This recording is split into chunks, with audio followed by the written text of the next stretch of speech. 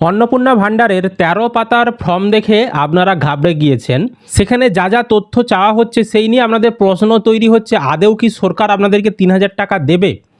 আপনাদের পাকা বাড়ি থাকলে কি ৩,০০০ টাকা আপনি পাবেন না অন্নপূর্ণা ভাণ্ডারের? কিংবা তার বেশি রুম থাকলে তাহলে কি আপনি পাবেন না? পাকা ছাদ হলে কি পাবেন না?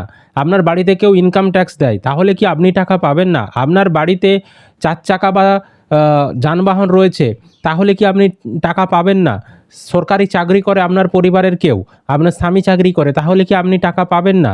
এই যে নানান প্রশ্নগুলো আপনাদের তৈরি হয়েছে, আজকের ভিডিওতে আমি সমস্ত ডাউট ক্লিয়ার করে দেবো। আশা করি ভিডিওটা শেষ পর্যন্ত দেখার পর আপনাদের মনে যা প্রশ্নগুলো ছিল তার উত্তর আপনারা পেয়ে যাবেন। এছাড়াও অগ্নিমিত্রা পাল কালকে একটি বড় ঘোষণা করেছে, কার ডকুমেন্ট ভেরিফিকেশন করা হবে, কি কি জিনিসগুলো ভেরিফিকেশন করা হবে, সমস্ত কিছু আমরা আজকের এই ভিডিওতে আলোচনা করব। তো অবশ্যই ভিডিওটি বেশি বেশি করে শেয়ার করে দিন, সকলে যাতে খবরটি জানতে পারে। আর এই ধরনের আপডেটগুলো পাওয়ার জন্য চ্যানেলটিকে অবশ্যই সাবস্ক্রাইব করবেন।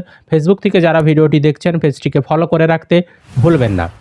দেখুন, আমি আগে আপনাদেরকে একটা নোটিশ দেখাবো। অন্নপূর্ণা ভাণ্ডারের টাকা পাওয়ার যে শর্ত, সেই নোটিশে কিন্তু বলা ছিল।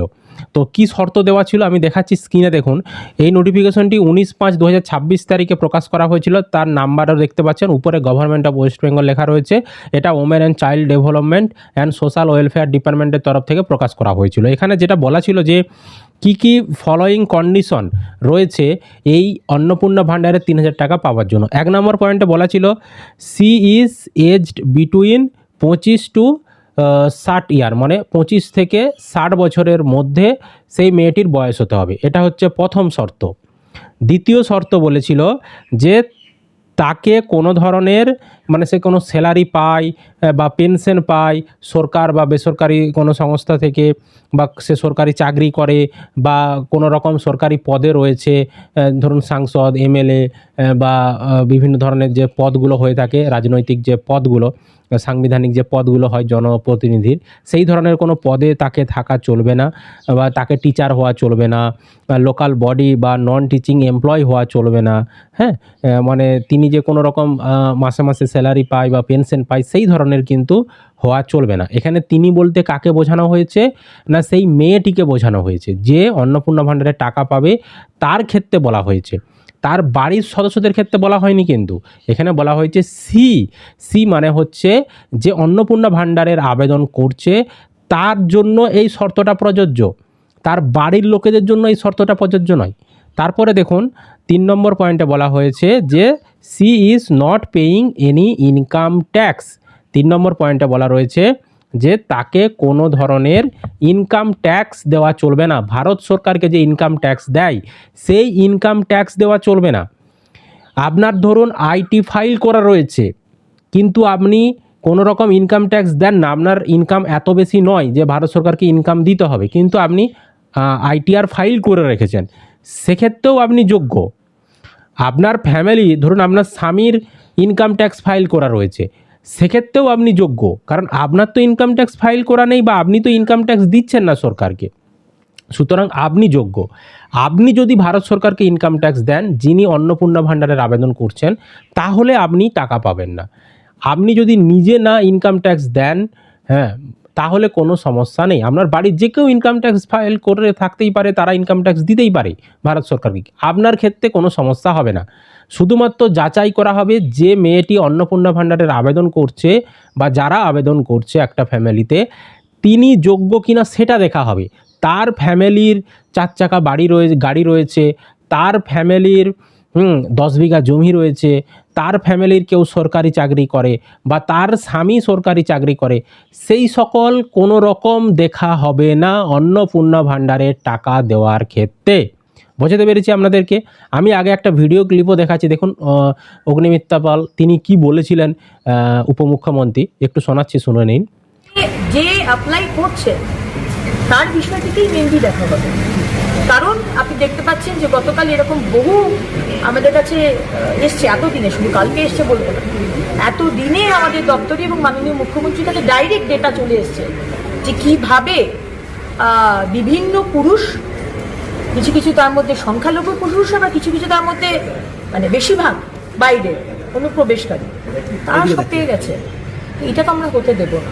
আর যেগুলো দেওয়া হয়েছে মোটামুটি যেটা বলা হচ্ছে ইনকাম ট্যাক্সের বিষয়টা দেখা, আর বাকি যে ডেটাগুলো হচ্ছে সেগুলো আমাদের ভবিষ্যতের জন্য কাজে লাগবে এই ডেটা, সেই জন্য একবারেই কাজটা করে নেওয়া হচ্ছে। আমরা কোনো দায় সারাভাবে কোনো কিছু করি না, যা ডেটা নিচ্ছে একেবারে ডেটা পোর্টালে উঠে যাবে।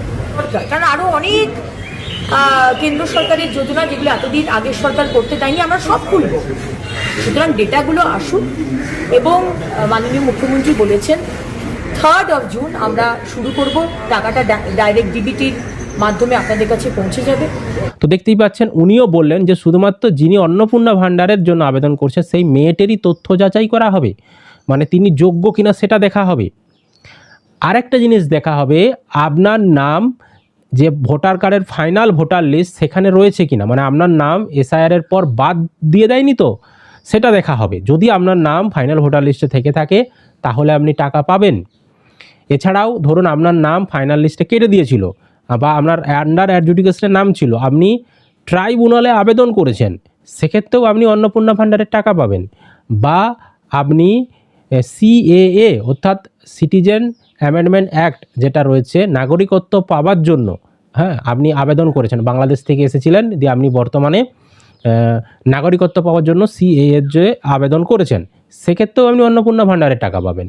সুতরাং এই যে ফর্মগুলো এখন বর্তমানে পূরণ করানো হচ্ছে, আপনাদের যে অন্যান্য তথ্যগুলো নেওয়া হচ্ছে যে আপনার বাড়িতে 3টার বেশি রুম রয়েছে কিনা, পাকার ছাদ রয়েছে কিনা, 4 চাকার গাড়ি রয়েছে কিনা, হ্যাঁ তারপর কেউ সরকারি চাকরি করে কিনা, হ্যাঁ তারপর ইনকাম ট্যাক্স আপনার পরিবারে কেউ দেয় কিনা, GST কারো করা রয়েছে কিনা, এগুলো মূলত নেওয়া হচ্ছে ভবিষ্যতে আরও অন্যান্য যে প্রকল্পগুলো পশ্চিমবঙ্গ সরকার চালু করবে বা কেন্দ্র সরকারের যে প্রকল্পগুলো চালু করবে, সেই প্রকল্পের সুযোগ সুবিধা আপনি পাবেন কি পাবেন না, সেই তথ্যগুলো এখন থেকে আপনাদের নিয়ে রাখছে অন্যান্য প্রকল্পের সুযোগ সুবিধা আপনাকে দেওয়ার জন্য।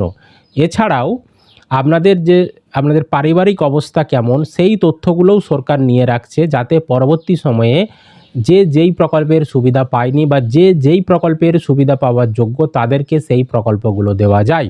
বুঝতে পেরেছি? সব তথ্য যে অন্নপূর্ণা ভাণ্ডারের টাকা দেওয়ার জন্য নিচ্ছে সেটা কিন্তু নয়। অন্নপূর্ণা ভাণ্ডারের টাকা পাওয়ার জন্য খুবই অল্প তথ্যের প্রয়োজন। ব্যাংকের অ্যাকাউন্ট আপনার, আপনি চাকরি আরে করেন কিনা, ইনকাম ট্যাক্স দেন কিনা, হ্যাঁ আধার কার্ড, ভোটার কার্ড, হ্যাঁ এই সকল তথ্যগুলো হলেই আপনাদেরকে টাকা দেওয়া যাবে। বা আপনি CAA-তে আবেদন করেছেন কিনা, আপনার নাম SIR-এ বাদ চলে গেল কিনা, এই তথ্যগুলোই যথেষ্ট অন্নপূর্ণা ভাণ্ডারে টাকা দেওয়ার ক্ষেত্রে। বাকি তথ্যগুলো নেওয়া হচ্ছে পরবর্তী সময়ের কথা ভেবে সরকার আপনাদের ডাটাটা নিয়ে রাখছে। বুঝতে পেরেছি? তাই বাজারে যে গুজবগুলো রটে গেছে যে পাকা বাড়ি থাকলে পাবেন না, স্বামী চাকরি করলে পাবেন না, পরিবারে কেউ সরকারি চাকরি করলে পাবেন না, হ্যাঁ বেশি জমি থাকলে পাবেন না অন্নপূর্ণা ভাণ্ডার, এই সকল কিচ্ছু দেখা হবে না। বুঝতে পেরেছি? শুধুমাত্র যে বিষয়গুলি আমি বললাম ওই মেয়েটির ক্ষেত্রে সেইগুলিই যাচাই করে দেখা হবে তিনি অন্নপূর্ণা ভাণ্ডারের যোগ্য না অযোগ্য। আপনার পরিবারের সঙ্গে কোনো সম্পর্ক নেই অন্নপূর্ণা ভাণ্ডারের টাকা পাওয়ার জন্য। মেয়েটি যদি কোনো রকম রোজগার না করে থাকে, কোনো রকম চাকরি না করে থাকে, ইনকাম ট্যাক্স না দিয়ে থাকেন, হ্যাঁ এবং মেয়েটির বয়স যদি 25 থেকে 60 বছরের মধ্যে হয়ে থাকে, এছাড়াও মেয়েটির নাম যদি SIR-এ বাদ না যায়, মেয়েটি 100% অন্নপূর্ণা ভাণ্ডারের টাকা পাবে। বুঝতে পেরেছি আপনাদেরকে? তাই অবশ্যই ভিডিওটি বেশি বেশি করে শেয়ার করে দিন, সকলে যাতে আসল সত্যিটা জানতে পারে। আর এই ধরনের আপডেটগুলো পাওয়ার জন্য চ্যানেলটিকে সাবস্ক্রাইব করে রাখবেন। ফেসবুক থেকে যারা ভিডিওটি দেখছেন পেজটিকে ফলো করে রাখতে ভুলবেন না।